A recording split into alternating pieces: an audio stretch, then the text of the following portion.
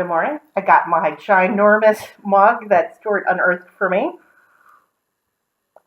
We got it from an estate. But what I want to talk about today is Dracula, the original novel by Bram Stoker. So I just finished an audiobook version of Dracula. Very good version. Uh, so what to say about Dracula? First off, why did I read Dracula after all these years? I'm not really that much into vampire fiction. I've liked Terry Pratchett's take on vampires in the Discworld, and I've seen science fiction takes on vampires, but I'm really not into the supernatural horror genre in general. And the main reason I did it was because of Neil Gaiman. It was another audiobook that Neil Gaiman himself read, and he's one of the few authors where it's fine that he does his own audiobooks. He doesn't do all of his audiobooks, but certain ones are he does he does the reading, and that's just fine. It was called View from the Cheap Seats, and a lot of the essays that are in the book are actually forewords or introductions he wrote for republications of certain novels, and sometimes it was reviews. He started out as a journalist and doing various culture reviews and that sort of thing. Um, so that was pretty cool. And what he had to write about Dracula, I'm like, I've never read Dracula. Always thought it was kind of probably a hokey, low fantasy horror kind of thing. But, let me try it. It's not that long. And it isn't that long. So I was very pleasantly surprised. A lot of people complain about the nature of the novel, of how it's constructed. It's done with letters, diary entries, telegrams, newspaper clippings, some memos, and in a couple cases there were letters that were not opened by the intended recipient.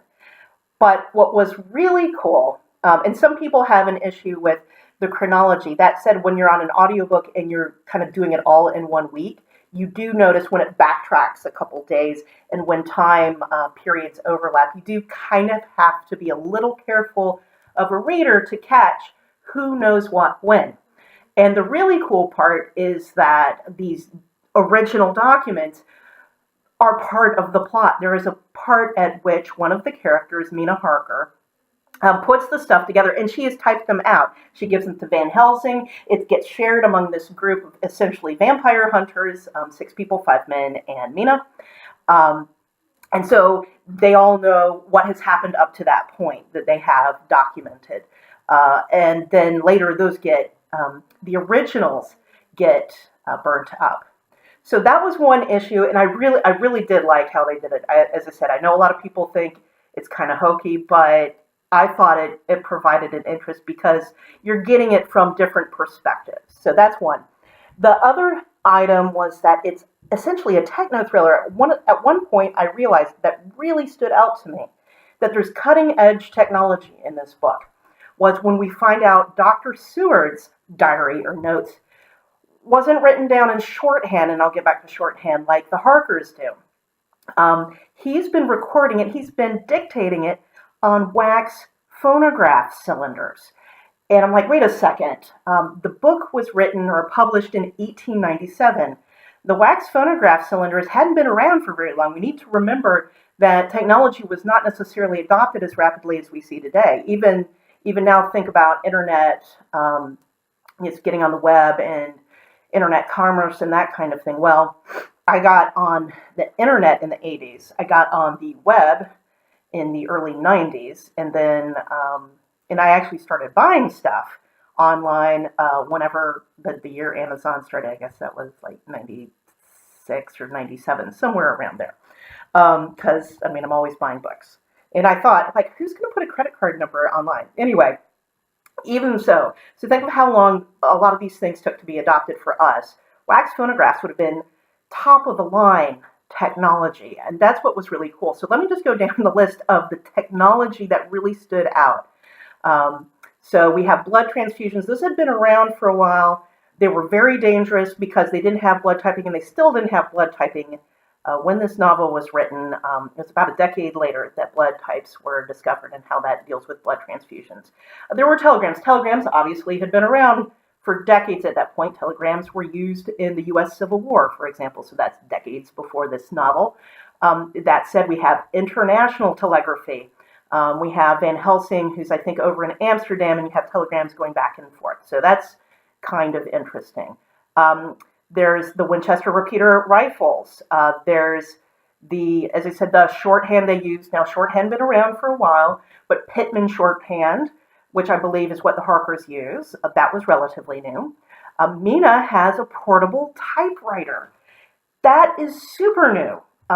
And I love Mina. I don't care. People say, oh, it's about patriarchy and blah, blah, blah, blah.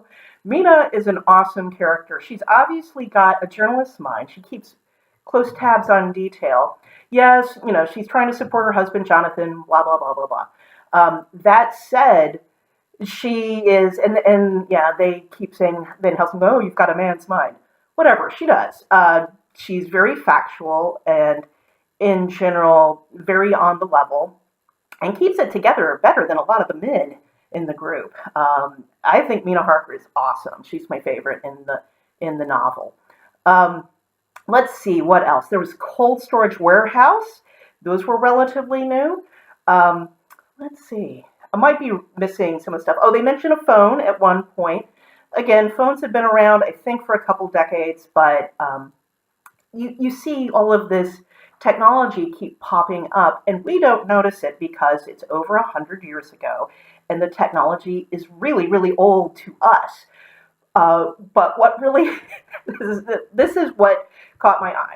At one point, and I think it was Dr. Jonathan Stewart, and it's when Van Helsing is talking to him and explaining him the whole thing about vampires. And Dr. Stewart's reaction is, this is the 19th century. The whole point is you're contrasting kind of this ancient evil, and there's a certain scientific approach to it as well. So I would call it a techno-thriller. Yeah, it's a horror. It's a horror novel as well, but it's more like a techno-thriller to me. They're using all of this technology and everything. It's very up to date. And so if someone wanted to do an updated Dracula, I mean, you'd have DNA tests. You might want to bring in Theranos, the failed blood test company in some way. There's a lot of things you could do with the Dracula story to make it modern, because it was a modern story to begin with. Anyway, I really enjoyed the novel.